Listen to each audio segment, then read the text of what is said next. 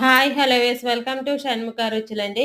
మేము నిన్నటి రెసిపీలో పచ్చి కొబ్బరి కారపొడి రెసిపీ పెట్టామండి. అందరూ కూడా తప్పకుండా చూసి ఒకసారి ట్రై చేయండి. మా వీడియో గనుక ఫస్ట్ టైమ్ చూస్తున్న వాళ్ళు, కొత్తగా చూసేవాళ్ళు మా ఛానెల్‌ని సబ్స్క్రైబ్ చేసుకోండి. మేము పెట్టే వీడియోస్ ఎప్పటికప్పుడు మీకు నోటిఫికేషన్స్ వస్తూ ఉంటాయండి. ఈ రెసిపీ పూర్తి వీడియో కావాలంటే కింద వీడియో లింక్ కొడితేనే పూర్తి వీడియో వస్తుందండి. తప్పకుండా చూసి ఒకసారి ట్రై చేయండి.